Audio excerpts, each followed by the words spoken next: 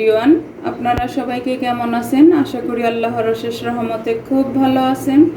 আমিও আপনাদের দোয়া আলহামদুলিল্লাহ ভালো আছি। তো আজকের রেসিপি করাচি হালুয়া।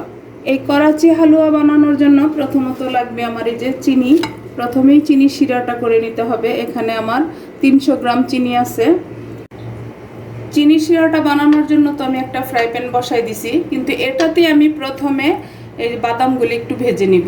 অ্যাকচুয়ালি কিন্তু করাচি হালুয়াতে বাদামটা কাঁচা দেয়, কিন্তু আমি একটু ভেজে নিব। ভেজে নিলে আরও ফ্লেভারটা সুন্দর আসে। তো এখানে আমি 2 রকমের বাদাম নিছি, কাজু আর পেস্তা। তো এখানেও আমার 100 গ্রাম বাদাম আছে। তো এর জন্য আমি সামান্য একটু ঘি দিয়ে দিব, হাফ চামচের মতো ফ্রাই প্যানটাতে দিয়ে। আর চুলাটা আমার জ্বালানো আছে। এখন আমি এই বাদামটাকে একটু এই ঘিয়ের মধ্যে ভেজে নিব। এই যে বাদামটা আমার ভাজা হয়ে গেল, এখন আমি এটাকে নামাই নিব। ফ্রাই প্যানটাতে আমি বাদামগুলো ভাজলাম, এটাতে আমি এখন চিনি শিরাটা করে নিব। এই যে এখানে আমি চিনিটা দিয়ে দিলাম। এখন এটার মধ্যে আমার মেজারিং কাপে এখানে 2 কাপ চিনি আছে, তো আমি 2 কাপ পানিও দিয়ে দিব দিলাম। এখন এটাকে আমি একটু জাল করে নিব।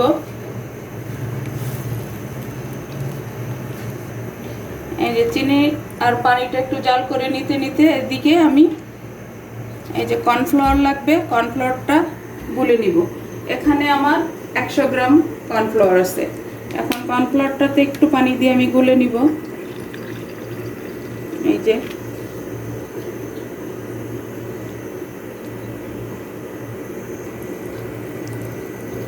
একটু গুলাই নিতেছি। আর আজকের এই করাচি হালুয়াটা যদি আপনাদের একটু ভালো লাগে, তাহলে আমার চ্যানেলটাকে লাইক, শেয়ার, কমেন্টস করবেন, আমার পাশেই থাকবেন। আমার প্রিয় ভাই বোনেরা, আপনারা কোথায় গেলেন? কাউকে তো খুঁজেই পাচ্ছি না আমি। তো আজকের এই রেসিপিটা কার কার ভালো লাগে আমাকে অবশ্যই কমেন্টসে জানাবেন। আর নতুন রাঁধুনি যারা আছেন তাদেরকে বলি, আমার এই রেসিপিটা ফলো করে এত সুন্দর একটা হালুয়া হবে, না বানালে বা না খেলে বুঝতে পারবেন না। প্লিজ আমার রেসিপিটা ফলো করে একবার বানান। আশা করি ইনশাল্লাহ নিরাশ হবেন না। এটা গোলানো হয়ে গেল, এখন এটা আমি সাইডে রেখে দিব। এই যে চিনি শিরাটা অলরেডি আমার বলক চলে আসছে। এই যে চিনি শিরাটা যখন একটু আঠালো ভাব হবে, তখনই আমরা এটাকে নামাই নিব। তো আর এই চিনি শিরাটা বেশি একটা একটার দুইটার করতে হবে না। এই চিনি শিরা থেকে হাফ চিনি শিরা আমি একটা বাটিতে নামাই নিব, আর হাফ এই ফ্রাই প্যানেই রাখবো। এই যে হাফ চিনি শিরা আমি ঢেলে নিলাম, আর হাফ আমার ফ্রাই প্যানেই রেখে দিলাম। এখন এখানে আমি এই যে 100 গ্রাম ঘি নিছি, এখান থেকে কতটুকু ঘি এখানে দিয়ে দিব, আস্তে আস্তে দিব আর কি, পুরোটা ঘি। এখন এটা আমি এটার সাথে একটু মিশাই নিব। একেবারে সহজভাবে ঘরোয়া উপকরণ দিয়ে কিভাবে আপনারা এই করাচি হালুয়াটা বানাতে পারেন সেটাই আমি শেয়ার করতেছি। আর এই হালুয়াটা বোম্বাইয়ের ফেমাস একটা হালুয়া। এখন এর মধ্যে দিয়ে দিব আমি এই যে কর্নফ্লাওয়ারটা গুলে রাখছি সেটা, এই যে দিয়ে দিব। দিয়ে আর চুলার আঁচটা একেবারে লোয়ে থাকবে।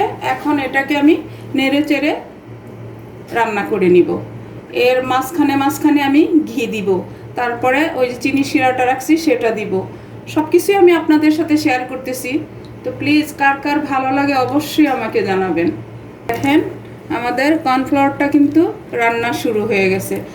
আর এই যে এখানে আমি চিনি শিরাটা রেখে দিছি, এখন এই পর্যায়ে আমি এখান থেকে একটু একটু করে চিনি শিরাটা দিয়ে দিব, আর ঘিটাও দিব। এই যে এখন আবার একটু ঘি দিব, দিয়ে এটাকে ভালোভাবে নেড়ে চেড়ে রান্না করতে থাকবো। দেখেন মাশাআল্লাহ লুকটা। আর এটা একদম স্বচ্ছ হয় কিন্তু এই হালুয়াটা। আর এই হালুয়াটা অনেক দামে বিক্রি হয় হোটেলগুলোতে। তো এখন থেকে আমার এই রেসিপিটা ফলো করে বাসায় বানায় খাবেন, আর হোটেল থেকে কিনে খেতে হবে না, তাই না? আর ফেসবুক পেজ থেকে যারা দেখতেছেন তাদের উদ্দেশ্যে বলি, প্লিজ আমার পেজটাকে লাইক, শেয়ার, কমেন্টস করে দিবেন। এখন এই পর্যায়ে আমি দিব, এখানে আমার একটা লেবুর রস আছে, একটু দিব, একটু একটু করে আমি এটাতে এই লেবুর রসটাও মিশাবো। এই যে এটা কিন্তু এখনও রান্না হয় নাই, আর এটা কিন্তু কালারিং হয়। এই যে এখন আবার দিব আমি 1 চামচ চিনি শিরা, দিয়ে আবার এটাকে এটার সাথে মিশাইয়া ভালোভাবে রান্না করে নিব। আর চুলার আঁচটা একেবারে লো আছে। আর যখনই আপনারা এই করাচি হালুয়াটা বানাবেন তখন হয় ননস্টিক একটা ফ্রাই প্যান মোটা দেখে নেবেন, আমার ফ্রাই প্যানটা মোটা এটা, আর নয়তো মোটা যে পাতিলগুলি আছে ওগুলো নেবেন। পাতলা পাতিল বা পাতলা ইসে বানালে কিন্তু ভালো হবে না। এই যে বাকি আরেকটু আছে আমার চিনির শিরা, সেটাও আমি দিয়ে দিব। আর এই মেজারমেন্টটা আপনারা ঠিক রাখলে একদম হালুয়াটা পারফেক্ট হবে। এখন ঘিটাও দিয়ে দিব পুরোটা, এই যে দিয়ে এখন আমি এটাকে আবার মিশাই নিব। এই যে দেখেন, এখন আমি এই পর্যায়ে যে বাকি লেবুর রসটুকু দিয়ে দিব, দিয়ে আবার এটার সাথে মিশাবো। আর যখনই এই করাচি হালুয়াটা বানাবেন তখন কিন্তু আপনারা এই হালুয়াটা যতক্ষণ চুলাতে রান্না করবেন ততক্ষণ অনবরত নাড়া দিতে হবে, আর নয়তো হালুয়াটা নষ্ট হয়ে যাওয়ার চান্স থাকবে। তো এখন এই পর্যায়ে আমি দিয়ে দিব এই যে বেজে রাখা বাদামগুলি। আর এই হালুয়াটার মূল উপাদানই হলো বাদাম। তো এই যে বাদামটা দিয়ে এখন আমি মিক্স করতে থাকবো যতক্ষণ পর্যন্ত হালুয়াটা আমার কমপ্লিট না হয়। মাশাআল্লাহ মাশাআল্লাহ, এত সুন্দর একটা ফ্লেভার আসতেছে, বাদাম ঘি সব কিছু মিলে অনেক সুন্দর একটা ফ্লেভার আসতেছে। আর এখন আমি এই পর্যায়ে কালার দিব, তো আমি গ্রিন কালারটাই দিব। আপনারা যার যে কালারটা পছন্দ হয় সেটা দিয়ে দিতে পারেন। এই যে এখানে আমি কালার নিয়ে নিছি, প্রথমে একটু দিব, দিয়ে মিশাবো, মিশানোর পরে যদি লাগে তাহলে আরেকটু দিব। এই যে এখন আমি মিশাই দিব, দেখেন আর একটু লাগবে, যেহেতু গ্রিন একটু ডার্ক গ্রিন হলেই ভালো লাগবে। আর একটু দিব আমি, এখানে প্রথমে দিছি 2-3 ফোঁটা, এখন দিলাম আরো 2 ফোঁটা, 5 ফোঁটা আমি কালার দিয়ে দিলাম টোটালে। এই যে হয়ে গেল আমার করাচি হালুয়া রেডি। যখন দেখবেন এরকম স্টিকি ভাব চলে আসছে বা হাতে ধরলেও বুঝতে পারবেন, তখন বুঝতে পারবেন যে করাচি হালুয়াটা হয়ে গেছে।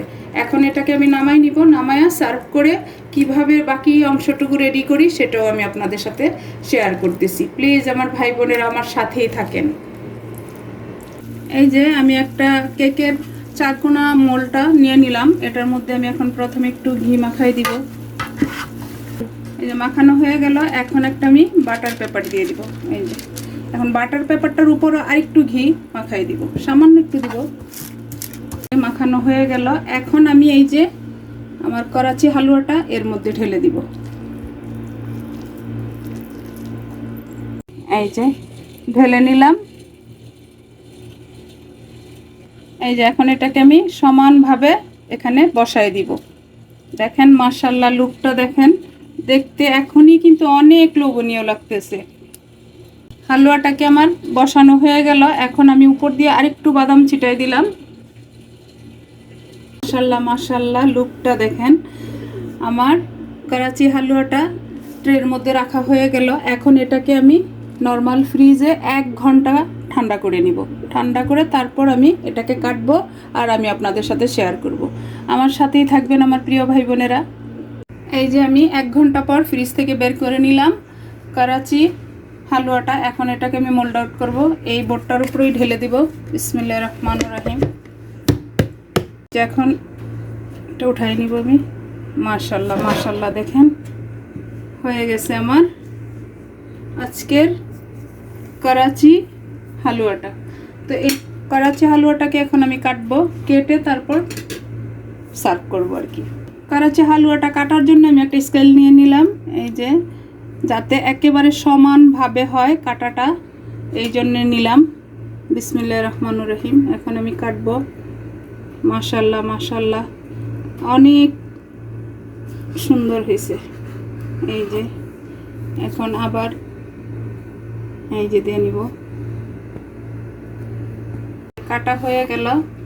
এখন আমি এটা ঘোরায়া এই শেপটায় আবার কেটে নিব। চারকোনা শেপে কাটলাম আর কি আমি। এই সাইডটা বাদ দিয়ে দিব, মানে কাটবো কেটে আলাদা করে নিব, এই জন্য সাইডটা একটু করে নিলাম। এই যে করাচি হালুয়াটা আমার কাটা হয়ে গেল, এখন আমি এটাকে উঠাই নিব। আর হালুয়াটা আরও বেশিক্ষণ রাখা দরকার ছিল, তো আমার সময় স্বল্পতার কারণে আমি এই অল্প সময়ের মধ্যে উঠাই নিলাম।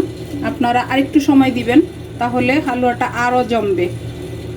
এই যে দেখেন, মাশাল্লাহ মাশাল্লাহ, দেখেন লুকটা, দেখেন লুকটা, কেন খেতেও অনেক টেস্টি হয়েছে। আমার মেয়ে তো কাটতেছি আর খাচ্ছেও। এই যে আপনাদেরকে দেখাই আমি, দেখেন মাশাল্লাহ, একেবারে জেলি জেলি। এই যে, তো এরকম একটা হালুয়া থাকলে আর কি চাই। দেখেন মাশাল্লাহ মাশাল্লাহ, হয়ে গেল আমার করাচি হালুয়া। এই যে আমি কেটেও নিলাম, দেখতে যেমন লোভনীয়, খেতেও তেমনি টেস্টি হয়। আর এই হালুয়াটা কিন্তু অনেক দিন রেখে খাওয়া যায়। এটা যদি এয়ারটাইট বক্সের মধ্যে ফ্রিজে রাখেন, অনেক দিন খেতে পারবেন। তো এখন আমি আপনাদেরকে একটা হালুয়া ভেঙে দেখাই যে কেমন হয়েছে। এই যে দেখেন, মাশাল্লাহ মাশাল্লাহ, একেবারে সফট আর একেবারে জেলি। এই যে জেলি জেলি, দেখেন মাশাল্লাহ। তো প্লিজ, কার কার ভালো লাগলো আজকের আমার এই করাচি হালুয়াটা, অবশ্যই আমাকে জানাবেন। আর আজকে আমার এই করাচি হালুয়াটা বানানো শেষ হয়ে গেল। আমি আপনাদের কাছ থেকে বিদায় নিব, আবার নতুন কোনো রেসিপি নিয়ে আসব। আল্লাহ হাফেজ।